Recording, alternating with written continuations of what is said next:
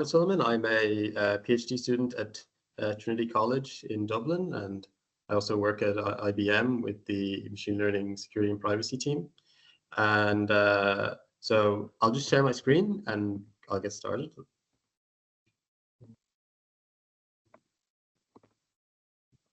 So I hope everyone can see.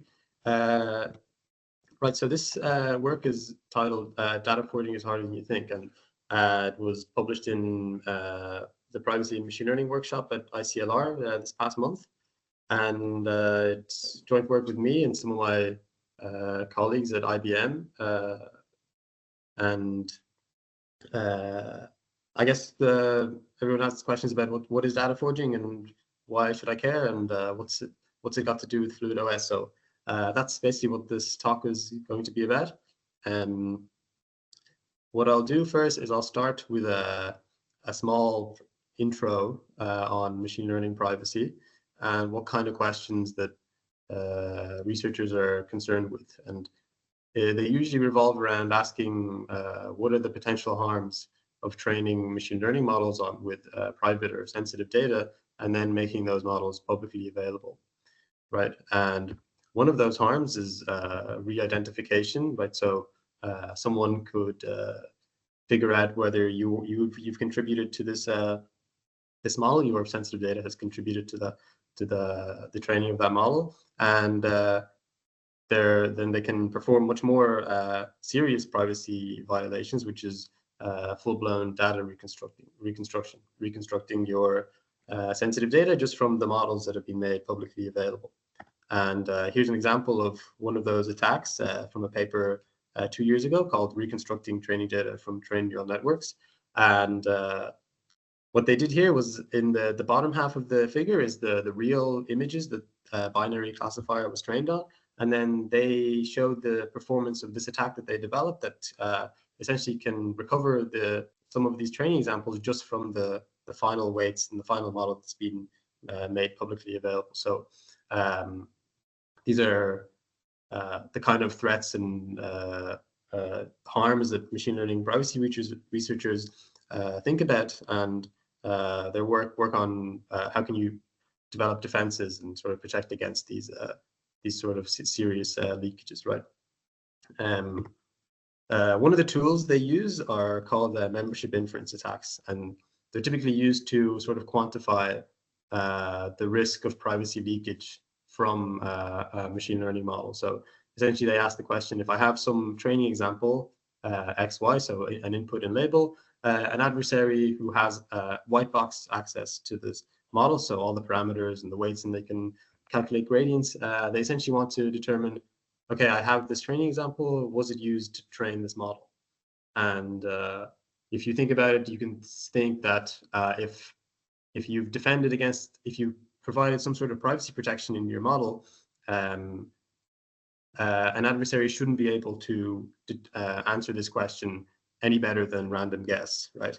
And so the thinking behind using membership inference attacks is that if someone can't determine with any sort of accuracy whether your training data was used in this model, then you can imagine it'll be much more harder to perform any of the more serious privacy violations or sort of attacks against these models, like data reconstruction that I showed previously. So that's membership inference attack. It's one of the tools used by machine learning researchers. And then there's this sort of new field that's kind of come around in recent years, sort of as a response to GDPR's right to be forgotten framework, which is called machine unlearning. So essentially asks, can you remove the influence of some set of training examples from the data set, so from the model's behavior, as in, can you perform the opposite of machine learning? Can you unlearn these examples? And the whole goal is to keep your models legally compliant, right? If you've sort of received one of these data deletion requests from like the GDPR context, like a user is asking their data to be deleted from the model, or you'd like to just unlearn inaccurate information, and also just to keep your model privacy preserving, right? You want to unlearn sensitive data. So machine learning is kind of emerging as this new tool to sort of realize these things and respond to the legal frameworks that are coming around. And one method, and a very simple method, is to essentially just remove those training examples that you want to unlearn and retrain the model from scratch. But it's a bit of a intensive way to do it, but you can sort of verify that you have unlearned them based by retraining scratch. There's other methods to do unlearning, but I'll just focus on this one for now. Just introduce this one.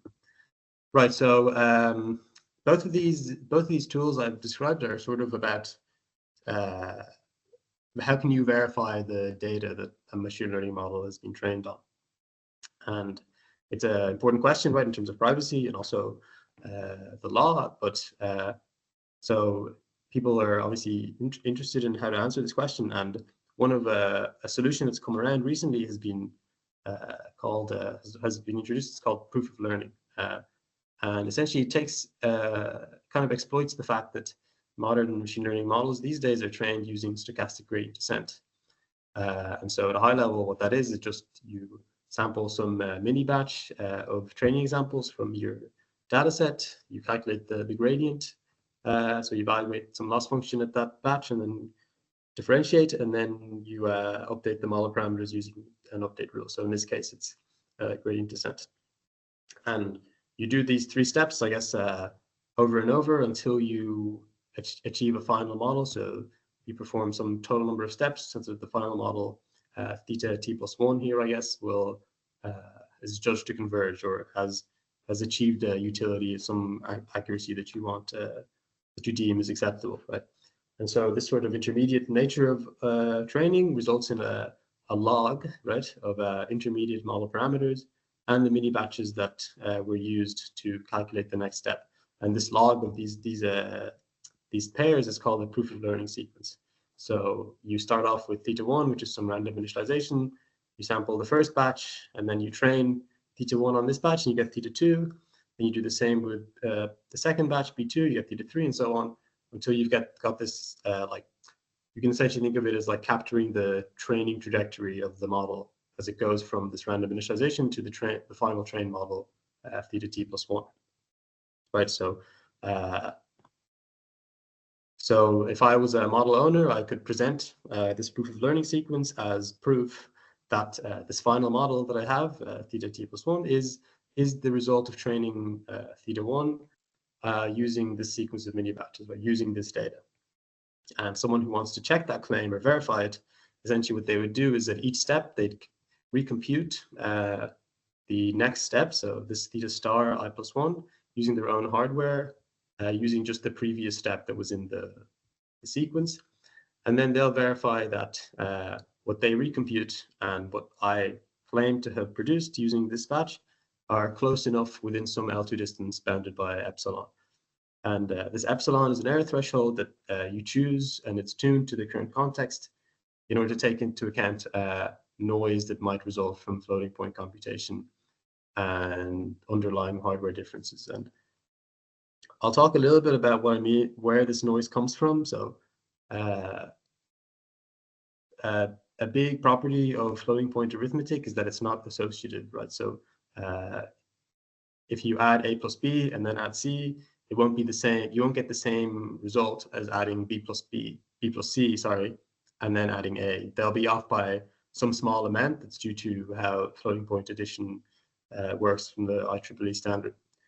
And so what this means is that if you're training machine learning models on different hardwares that have different architectures and they aggregate these sort of intermediate results in different orders, you will get essentially unavoidable noise, or reproduction error is what it's called, between recomputations of the same output, like even for the same input. So if I had theta I and bi and I recomputed theta I plus 1 several times on different hardware, I'll get different results, all off by some order of magnitude that's very small, but it's importantly, it's not zero. So as a verifier, so that I don't reject an honest proof of learning sequence, or one that hasn't been messed with, I'll tune some error threshold to be as large or on the same order of magnitude as what I've observed from my hardware, and what the magnitude of these benign reproduction errors are, just so I don't reject a valid proof of learning sequence. So So the verification of these sequences is that they'll check this the error threshold for every step. They'll recompute every step, and if it passes at every step, then as a verifier, you can be reasonably certain that this model was trained on this data that's in the sequence, that it wasn't trained on anything else. Right. So that's all well and good, but now the obvious question is, okay, can you spoof these proof of learning sequences? As in, can you, the question we're sort of interested in this paper, and what is the whole, the name of it comes from this question of asking, can you produce the same gradient update using different data? So this is what these data forging attacks do. So they attempt to construct some forged mini batch B prime I that's not equal to BI. So they have different training examples, but they still produce the same update. So you could replace a particular batch in a sequence with one of these forged examples and still get the same update. And so, okay, that's interesting, but who cares about these sort of attacks, and why are they? Why should we care about them? So one consequence of successful data forging is that essentially it allows you to refute any sort of membership inference claim. So you can imagine if I am some sort of adversarial data owner and I've trained my model on data that I didn't have, and someone has come along saying that, hey, you've trained your model on sensitive data or copyrighted data, I can refute that claim by providing essentially some proof that I didn't actually, by taking the original proof of learning sequence of the model and replacing the mini batches that contain the sensitive data or the copyright data that I shouldn't have used with other data that is compliant, legally compliant and not sensitive, but still produces the same gradient update. So I can produce what's called these forged proof of learning sequences and say, look, you can recompute each of these steps. You'll find the error is small at each step below your threshold. And importantly, none of these mini batches can include the data that you've claimed I've used. And so I've successfully refuted that claim, even if it's correct. And so this is kind of a big deal for machine learning and privacy researchers, because it seems to undermine any sort of auditing or compliance that you can do based on membership inference attacks, right? If you can successfully refute any membership inference attack, it seems to throw into question like what a model was ever trained on. If you can forge these mini batches and get different gradient updates with different data, then how do I know this is the real data or is it forged? Or it seems to muddy the waters about sort of data governance and machine learning models.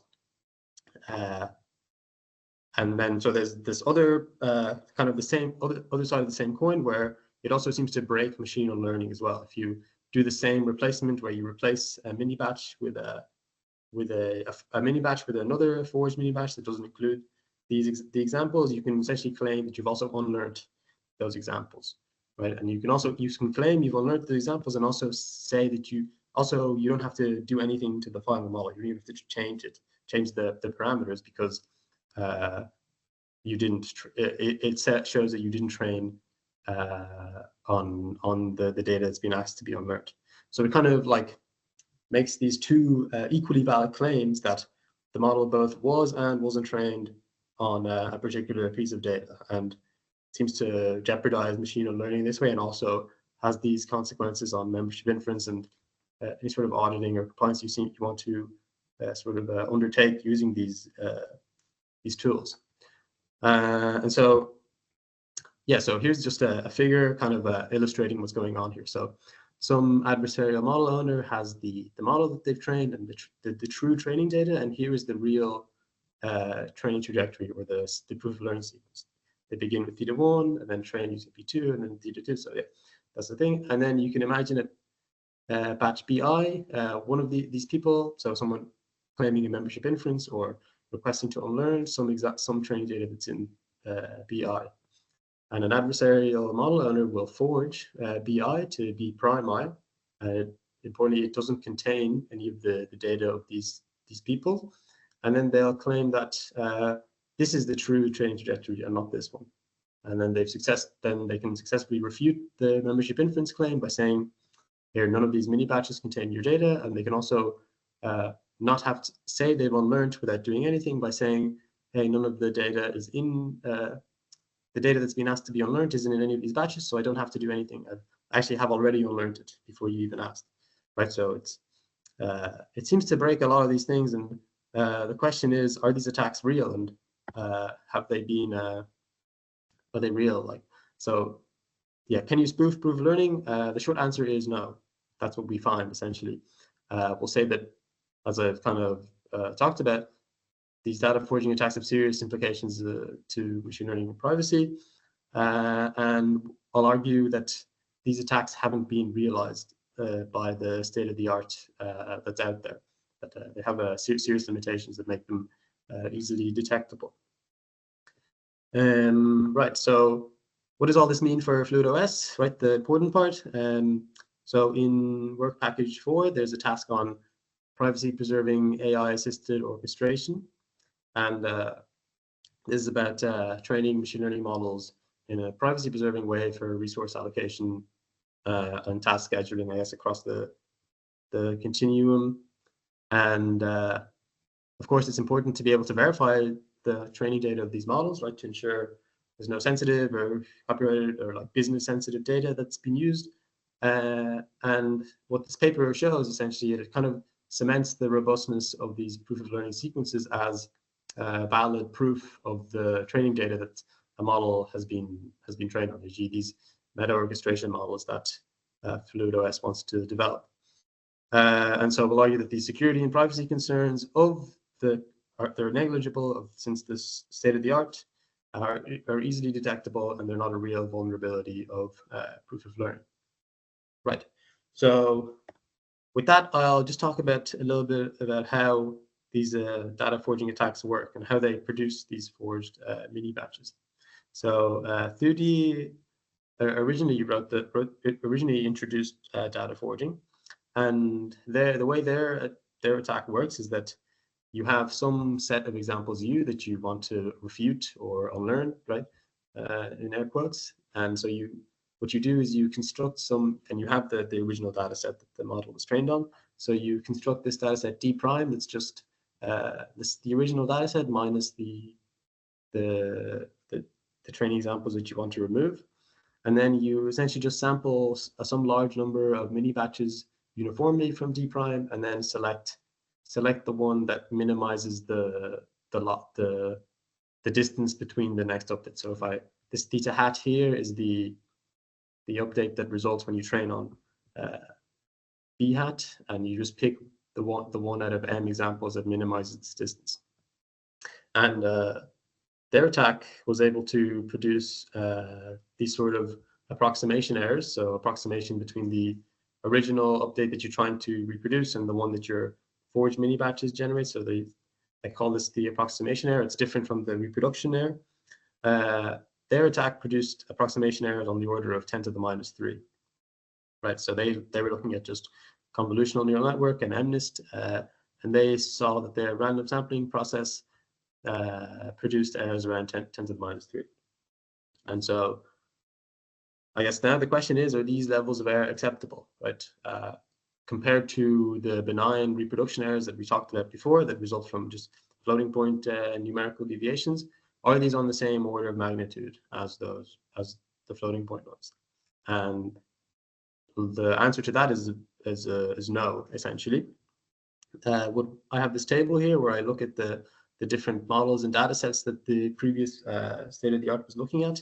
And so epsilon repr here, the reproduction error, are all, so for Lenet and MNIST, they're around on the order of 10 to the minus 6. And for VGG mini, it was a slightly larger model, it was around 10 to the minus 4. And these sort of attacks are called these greedy search attacks because they search over the data set. The best that they could produce is in brackets here. So for this setup, it was 10 to the minus 3, 10 to the minus 3 as well, and then 2.3, so about 10 to the 0, which are in both cases are several orders of magnitude larger than what the benign reproduction errors are. So it's clear that if at any step I find this large spike in the verification of a proof of learning sequence, like essentially because they're so much larger than what benign noise would produce, they're easily detectable in practice. right? And so the privacy concerns of the current state-of-the-art attacks are negligible because they don't produce a low enough error to be accepted, as in no verifier would accept errors of 10 to the minus 3 or 2, for example, because they're too large and they've never observed benign noise to be as large as this, and so they'll reject it because it's anomalous, right? They'll think, yeah, you're trying to forge at this step because all these other steps that you haven't forged are a lot smaller, so they're easily detectable, and kind of the fact that you can distinguish between data forging attempts and the valid steps in the sequence makes the concerns that arise from these sort of attacks kind of null and void. But the whole point of data forging was that you couldn't tell whether the noise was coming from these benign reproduction errors or was it someone forging, and that made the two claims of this model was trained on some data and it also wasn't valid. But in reality and in practice, that's not the case, and it's something that the previous work kind of overlook. But so I guess we can say the current state of the art is not, they don't successfully realize the serious privacy implications, but are there other attacks, or could you develop a data forging attack that can do that, right? Produce errors that are as low as floating point noise. And so one big observation you can make is that the current approach restricts the search to just the examples in D minus U. But you could try to just formulate it as an optimization problem and just optimize some mini batch that minimizes the distance between the gradient updates. You want to find some batch B hat that whose gradient is the same as the batch you're trying to forge. An issue with this, so I have a graph here about this trying to optimize in this way, and we can kind of see that it works a little bit and then kind of stalls out around the same levels of error as the search space, the searching attacks.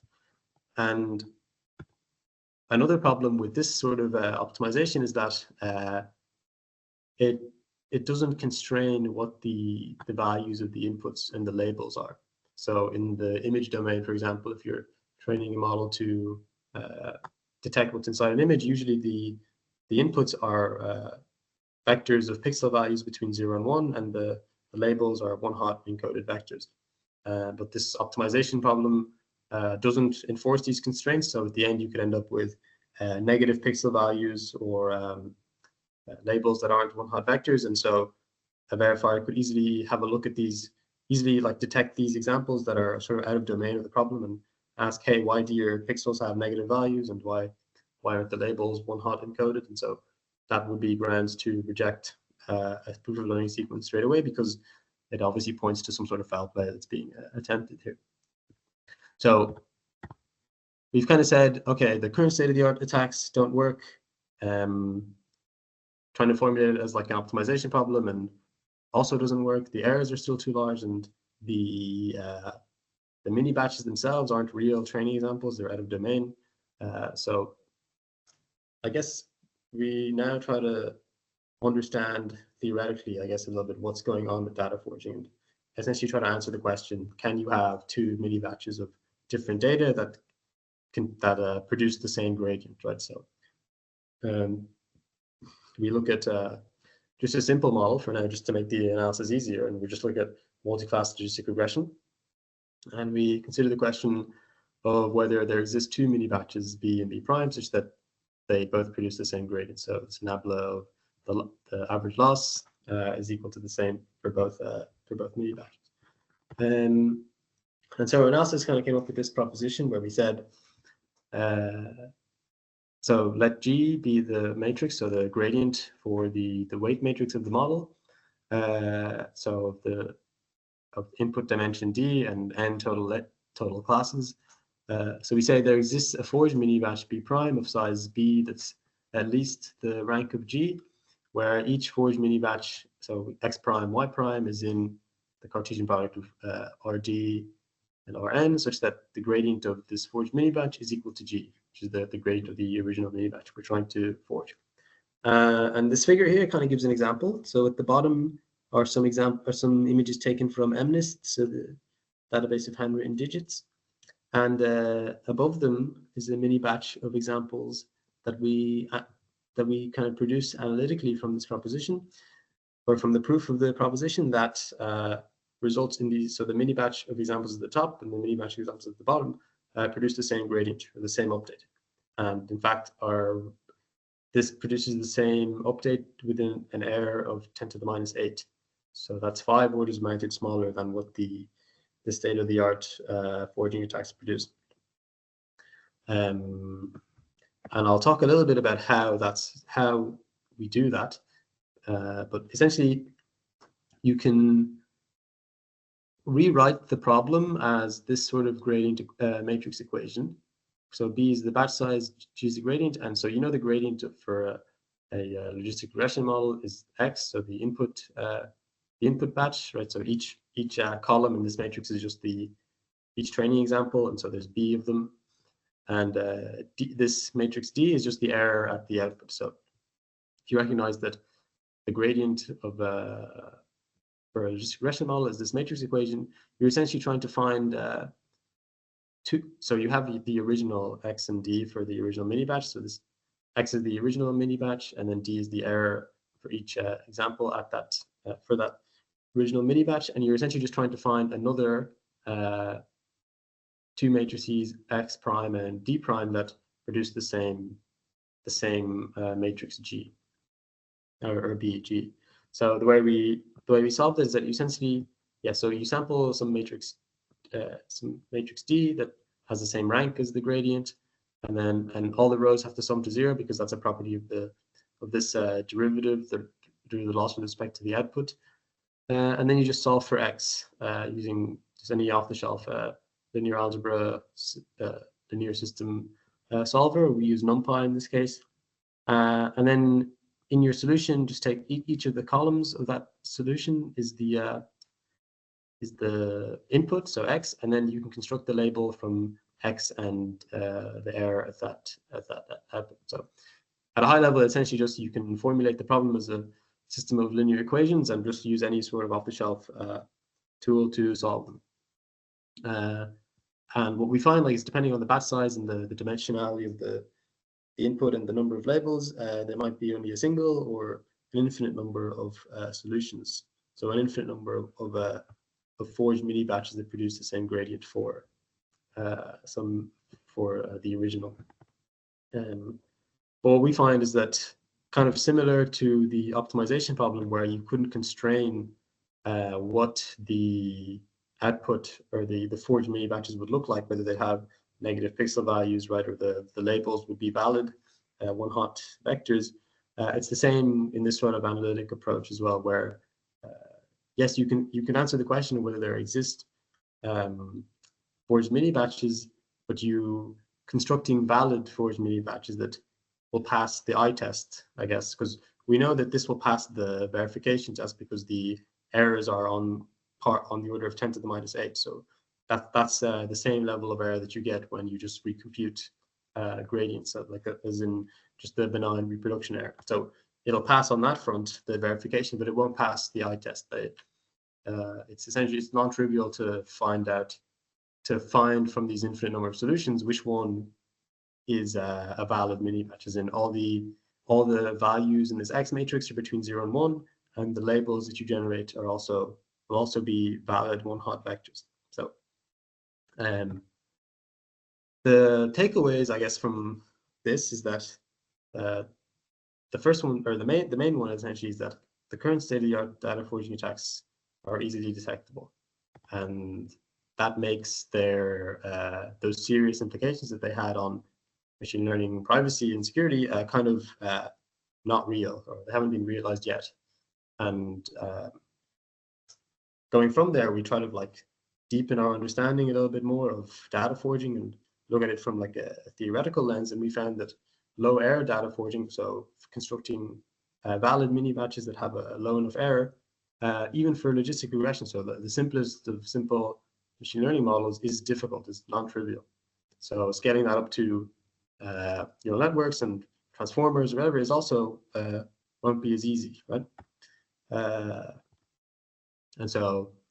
then coming back to FLUIDOS, data forging attacks are against proof of learning sequences. So if you're using proof of learning for these meta orchestration models, you can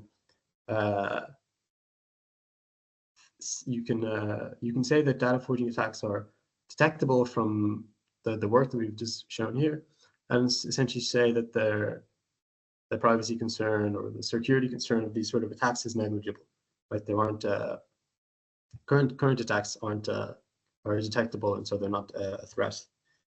And we've sort of looked at theoretically how can there exist attacks that produce low enough errors as sort of pass verification, and we saw that even for simple models, it's actually a really difficult question to answer, or a difficult task to produce, a task to do successfully. So that's the talk. I guess for now I'll stop there and pause for a bit for the recording.